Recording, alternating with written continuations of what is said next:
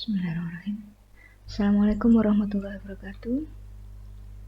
Good morning, everyone. Welcome to the TAPL class. This is our first class after ETS. I hope everyone's doing okay. Today's topic, we are going to discuss one of the very interesting water quality parameter, that is solid. So we are going to discuss about solids analysis. These are our references that we are going to use.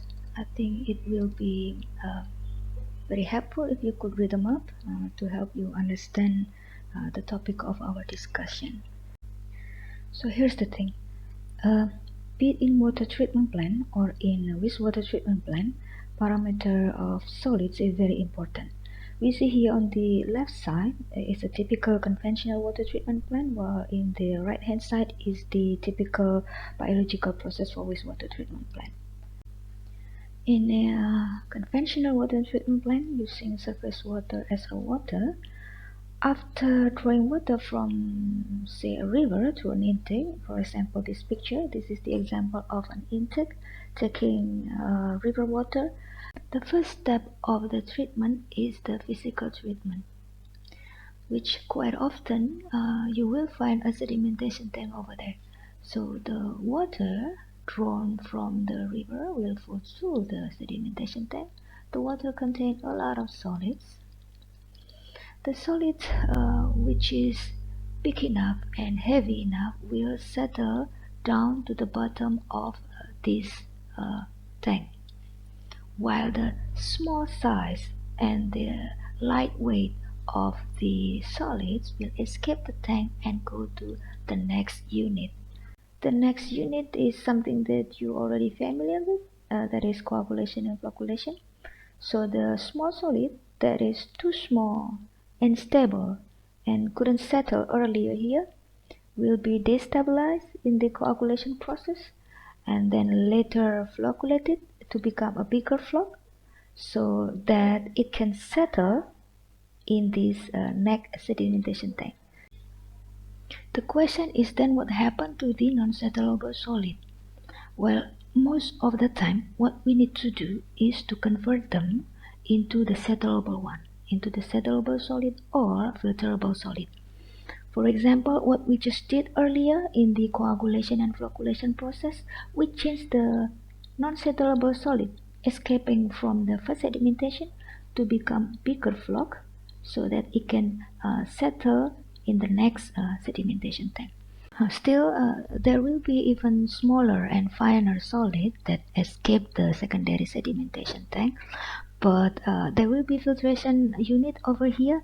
This unit will filter them out, filter the fine solid out, and we can produce clear water. Another example is something that I believe you already familiar with, is the removal of iron and manganese from water.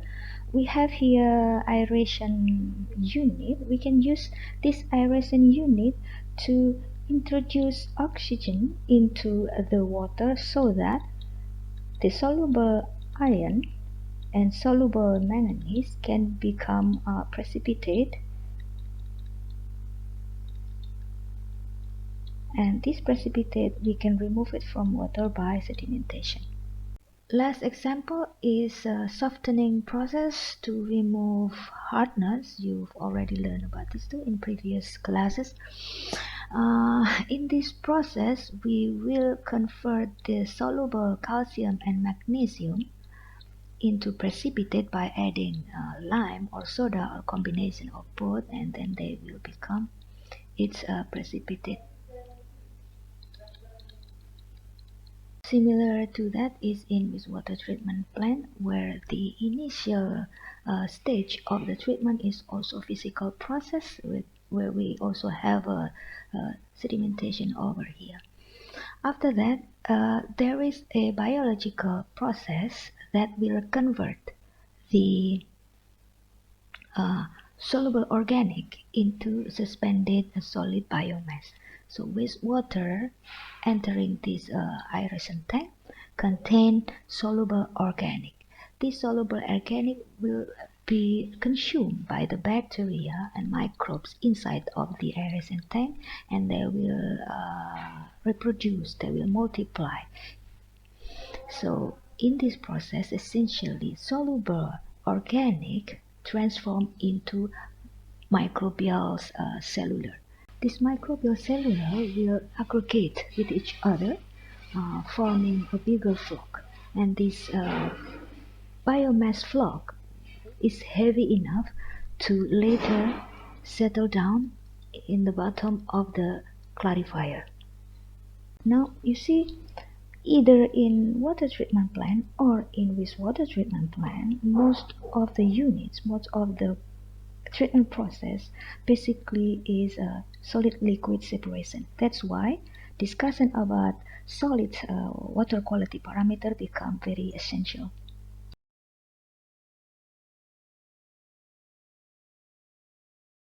This slide practically show everything that we are going to discuss today. There is no certain definition of different kind of solids, except that they are defined by the method they are being measured and analyzed. Here, the elliptical shape here denote the type of the solid, where the rectangular here is the analytical method implemented. Now let's discuss one by one the classification of the solids. The first classification of solid we are going to discuss is settleable solids. It's defined as the suspended solid that will settle out of suspension within a specified period of time. The constraint is the period of time, so how long it takes for the solid to be settled. Let's see. This table shows different kind of particle and its settling rate. The number shown here on the right column is the time it needed to travel down 30 centimeters. So actually, if we wait long enough, every particle will settle. But it is considered around 30 minutes to travel 30 centimeters down is long enough. So particles that require more time than that considered non-settleable. So that's why the period of time needed for the particle to be settled is the constraint. We need an apparatus called Imhoff cone to do the analysis. It shapes like this. Suppose we have sample, we want to measure the settleable solid of the sample. What we need to do is we take 1 liter of our sample. We take 1 liter of our sample that has been mixed well and put it inside of the Imhoff cone. What we do next is we will wait for about 1 hour, actually 45 minutes plus 15 minutes, because after 45 minutes we wait, we mix gently from the edges, and then we wait another 15 minutes. After 1 hour of letting the solution settled, then we measure the volume of the solid settled per liter of our sample. So this is our settleable solid expressed as milliliter per liter. Next classification of solid we are going to discuss is total solid. It is defined as the residue remaining after the sample is dried under the temperature of 103 to 105 degrees C. So we are going to need an oven to dry our sample. So basically we just take some sample, put it into the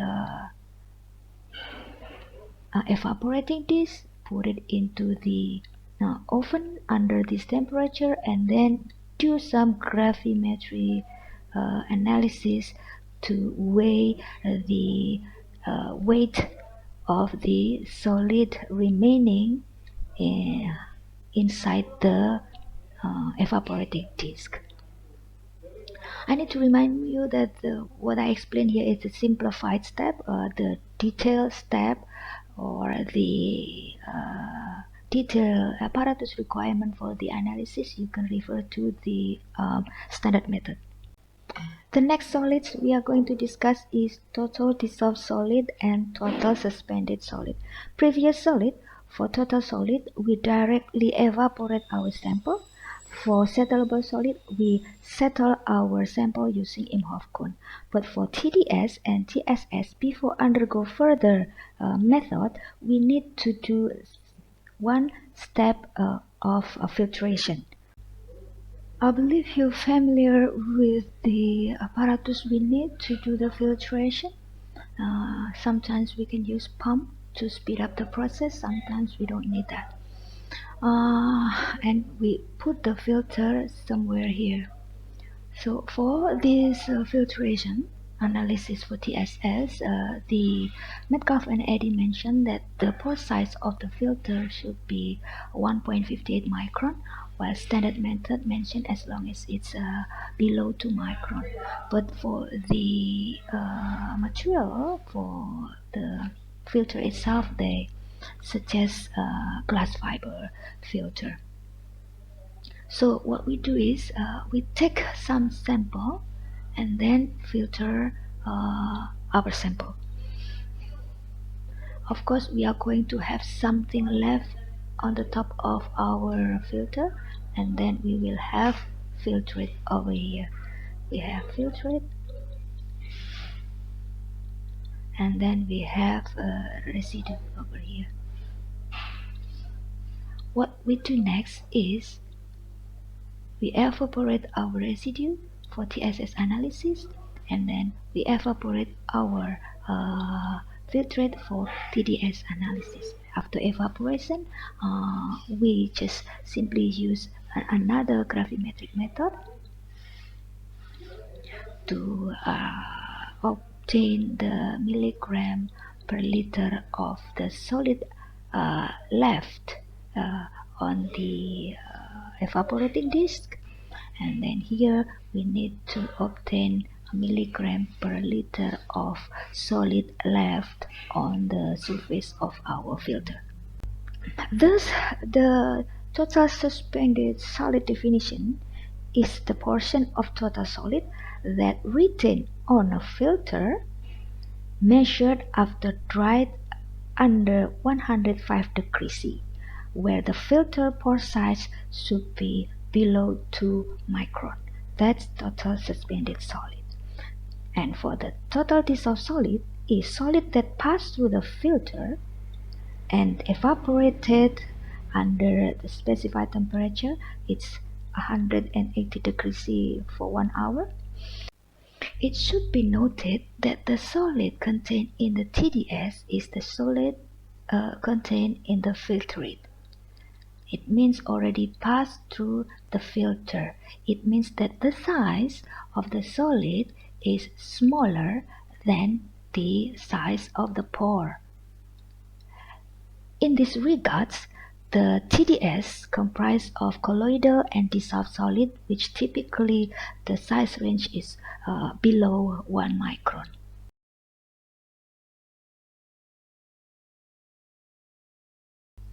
Now let's take a break, and you can pause the video and check if you got the informations that I delivered here. See if you still remember what is the apparatus used to measure settleable solids, and then do you still also remember how long it takes to let the sample settle for settleable solid, and then what is the unit of settleable solid. Next is let's check your grasp of information about TSS and TDS, whether you still remember the type of the filter as well as the pore size that used for TSS analysis. Because we evaporate, do you still remember the temperature used to evaporate the TSS and TDS? Is it simple? Is it same or different? And then what is the unit of TSS and TDS? Please take note of your answer, because later you need to input your answer into the Google form that I already prepared in the Google Classroom. Next, we are going to discuss the classification of solid that is volatile and fixed, whether derived from the suspended solid or derived from dissolved solid. We both have the volatile part and the fixed part. For this analysis, we will need a muffle oven because we are going to ignite our sample under 500 degrees C, 500 or 550 degrees C. Um, so simply take some of our sample, and then heat it inside of the muffle oven until 150 degrees C, and then do the gravimetry afterward. What is the mass that is lost after the ignition? That is the volatile part. The mass that is left after the ignition is the fixed part. It also applies to the sample derived from dissolved solid. So to define volatile suspended solid is solid that can be volatilized under the temperature of 150 degrees C. It means this is the mass that is lost during the ignition, while the mass that is left after the ignition, or the residue, we call that fixed suspended solid. Volatile and fixed. It's also applied to the dissolved solid sample. And the sum of the volatile solid, whether this is suspended or dissolved, it composes total volatile solid, and the sum of the fixed solid comes from the suspended solid or dissolved solid. It composes fixed solid. Together they make up total solid. What's interesting is that sometimes volatile solid content is adapted to indicate the content of organic in our sample. But to be noted is that it will not be that accurate, because what has been ignited, what has been lost during the ignition is not only organic matter. Sometimes some inorganic also being volatilized during the ignition.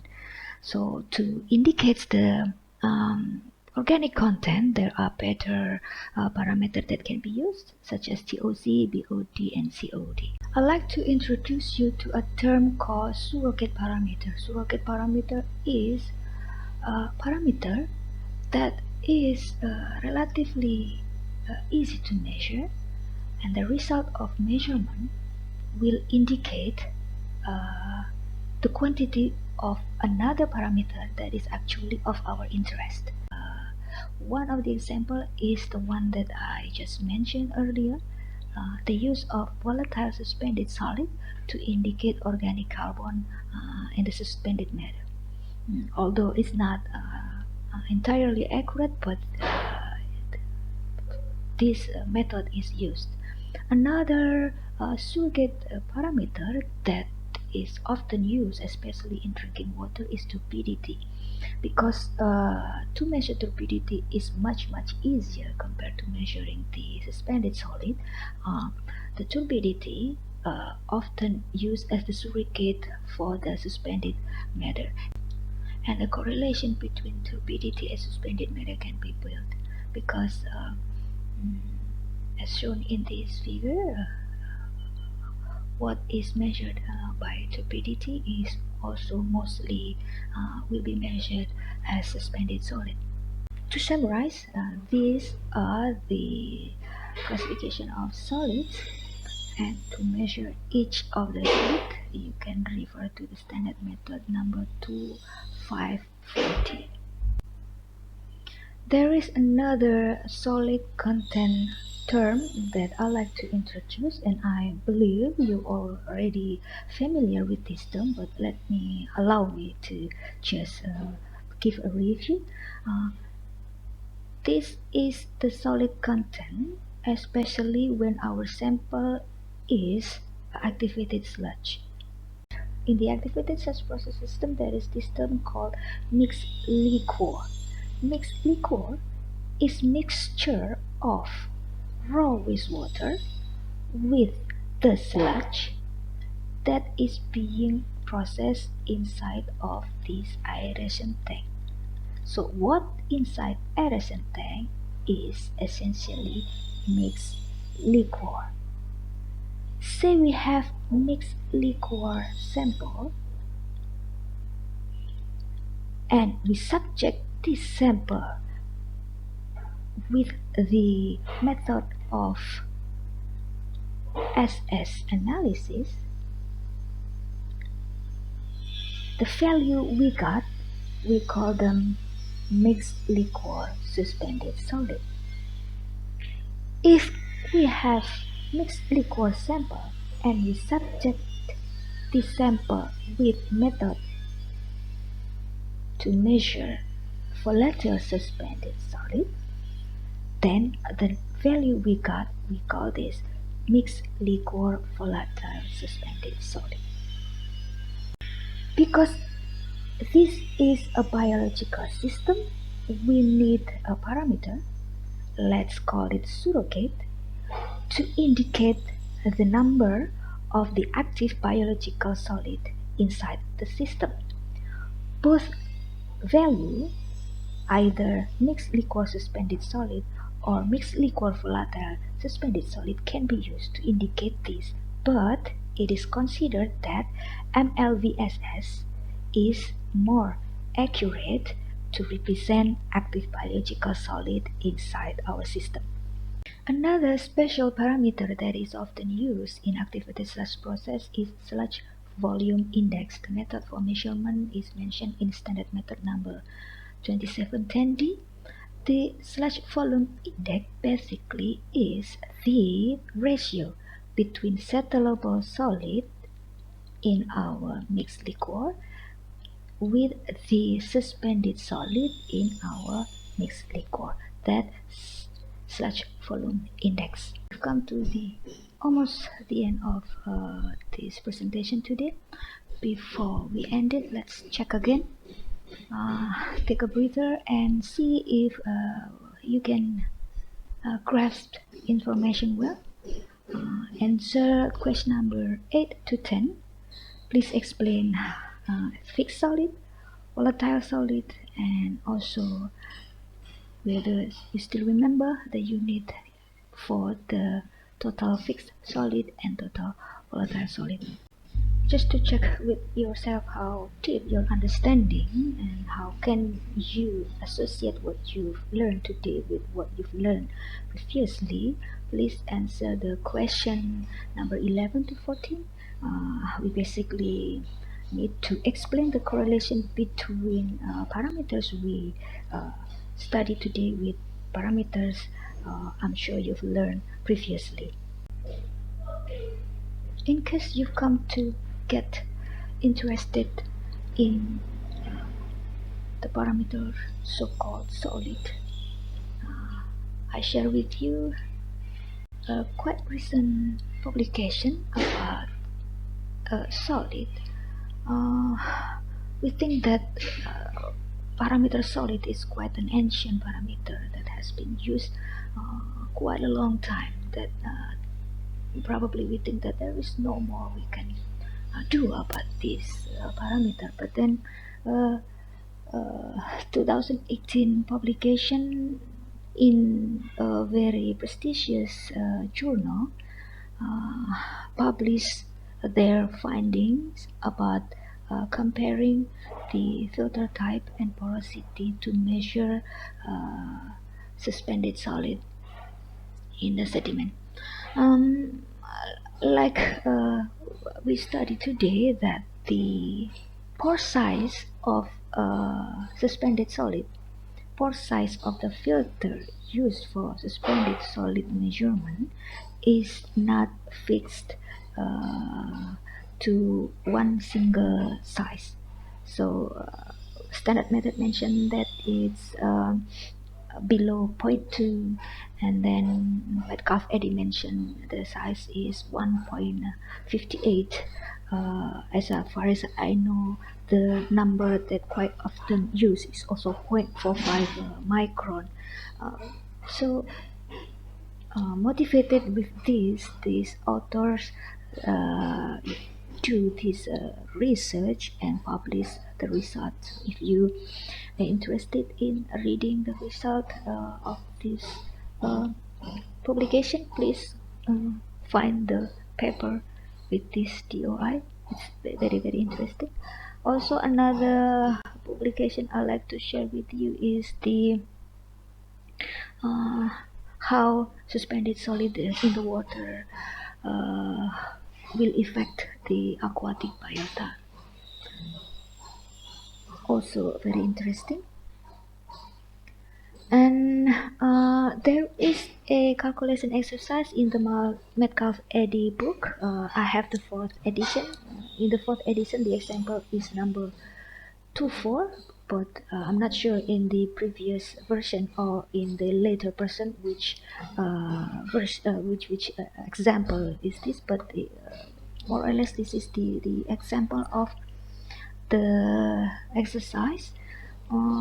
We are provided a analysis data, and then from this data we are asked to calculate the number of TS, TVS, SS, VSS, DTS, and VDS. Please do yourself if you have time, and then we can discuss later on the teleconference meeting if you wish to. That's it for today. I'm sorry it turned out to be a very long video. I hope it can be much help for you to understand about the material, about the solid analysis. Uh, Sekian dari saya, mohon maaf jika banyak kekurangan. Wassalamualaikum warahmatullahi wabarakatuh.